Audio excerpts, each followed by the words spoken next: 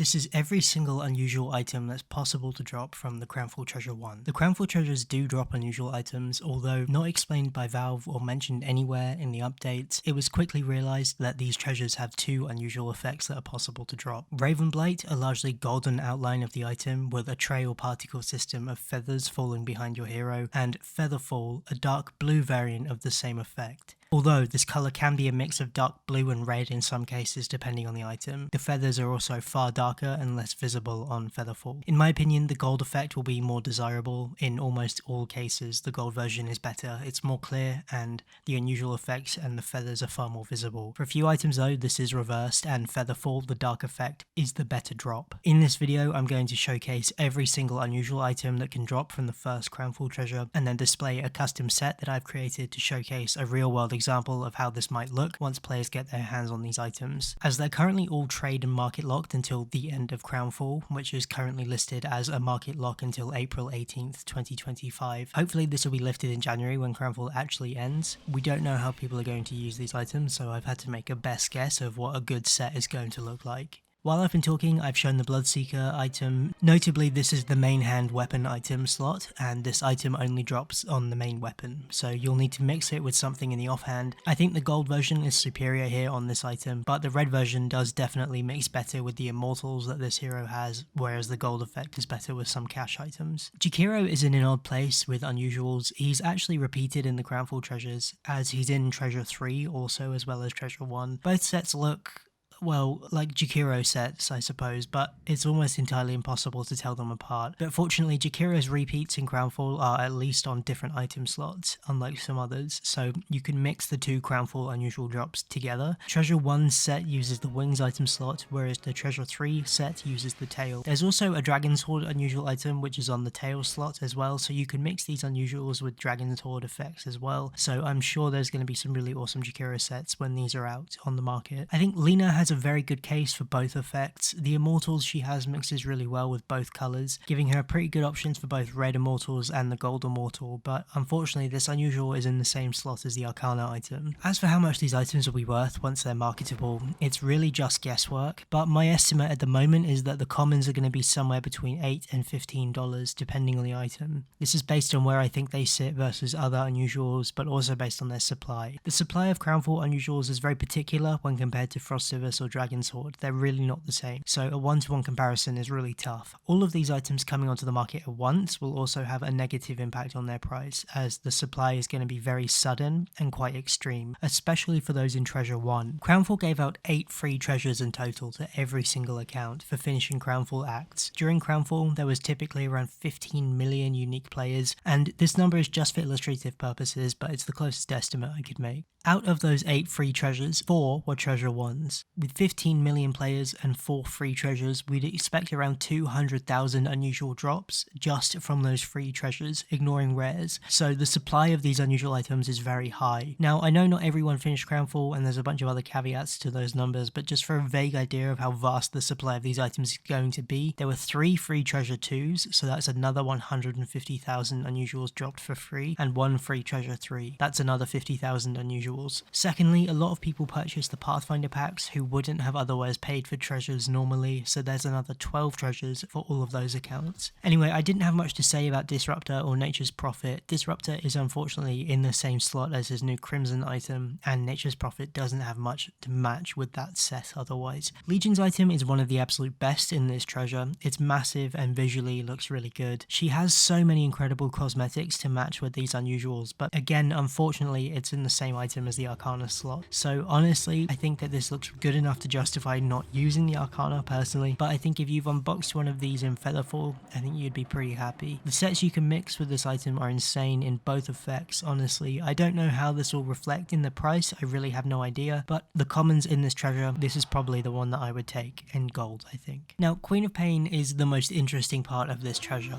QOP is actually repeated in Crownfall again, and with another almost identical item. Both are in the same item slot for some reason, but this unusual mixes so well with her Arcana, all of the color variants and the crazy items that you could make. You could make a really awesome Queen of Pain set with one of these unusuals in either effect. The base effects on the weapon and cup combo are pretty good, being split across the hero from one half to another. It's really visible from both sides, and QOP is one of the best arguments for Featherfall in my opinion. The effects match her hero model so well in the dark red and blue, but also the gold stands out incredibly well in contrast if you wanted the other effect. The set creations are incredible. You can make these awesome unusual Arcana loadouts in both styles of her Arcana. They look awesome. She has so many customization options that are just incredible, and with or without the Arcana, if you weren't lucky enough to unlock it, there are plenty of options for her base items also. Onto the second unusual she has in Treasure 3. It's another dagger, but without an accompanying cup. So unfortunately you cannot mix these two together, but you can create another unusual Arcana set. So I've shown most of these combos with the Treasure 3 unusual here also, but I think the QOP unusual is going to be very sought after once these hit the market in April. Now weirdly, when Crownfall came out, there was so much to be announced and so much going on that they never actually specified anywhere that these unusuals existed. It's assumed that their drop rate is identical to other unusuals, which has been specified by Valve at 1 in every 300 with no escalating odds, and with each effect having an equal chance of dropping. Some players have incorrectly assumed and stated that the gold effect is more rare, but this is not the case. But I know when I've shown these unusuals to some of my friends, the Queen of Pain unusual has been the one that they've asked the most questions about mixing with other items and other immortals, so I think this is going to be perhaps one of the most valuable or demanded items from this treasure, but I really don't know exactly how it's going to reflect in price.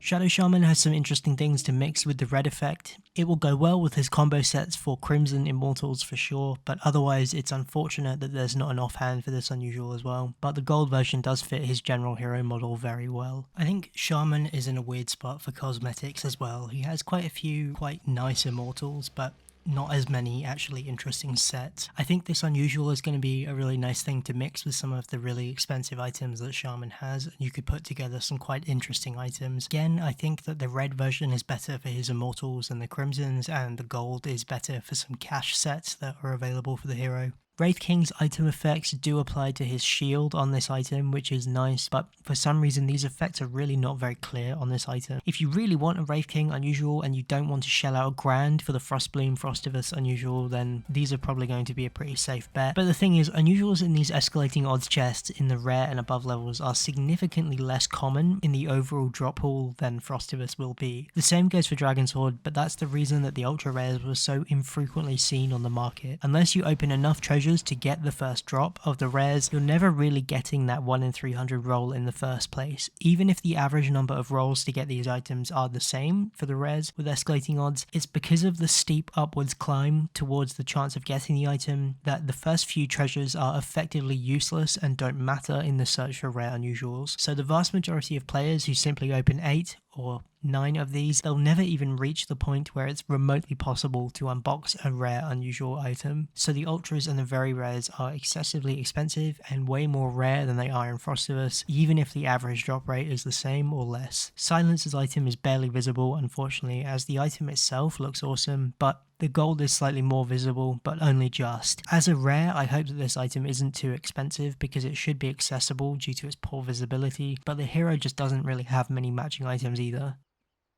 The Meepo item itself is really cool, the item effects are very good, and as it's almost the same size as the hero, I think it's quite visible. I think there's a good argument to be made for each effect on this hero, as both effects match the item's colours, the red and the gold, but there are also good sets to be made with both colours and matching items. As they're very rare, I expect this to be quite expensive, and rightfully so. It's a pretty good item, but it is for Meepo, so that will detract from its value due to the hero's playability, unfortunately. Finally, the ultra rare in this treasure is for Crystal Maiden. The item itself is very good, but currently is very expensive. They've sold on average for around 600 Australian dollars, but anywhere as high as 1,400. There isn't a particular preference on the market for either effect. People are paying pretty similar prices for them both. The staff looks really good when casting your ultimate, and there are a ton of options to mix this item. It does not conflict with her Arcana, which is a massive plus for such a rare item. I really wish Valve would consider this more often when creating super rare items like these and making sure they don't conflict with the Arcana slot. This item is currently for sale on the market Valve, I believe, was intending for the very rares and above to be marketable in unusual quality, but for some instances, there are just inconsistencies that have been made during Crownfall. The Meepow item is not for sale, unlike other very rares, and it just doesn't make much sense why. It'll be interesting to see if when Crownfall sets are marketable, the discounted price that you're able to obtain treasures for due to recycling sets will increase the supply of these ultra rare unusuals. Anyway, that's the first in a 3-part series of the Crownfall unusuals I'm going to be releasing in the next few coming days. If you want to see the rest of the items, then please subscribe, leave a like on the video if you enjoyed this or you found it helpful, and thank you so much to my YouTube members for supporting the channel. Every member who joins is shown in my inventory at the end of every video, and every tier 2 member is shown as an Arcana.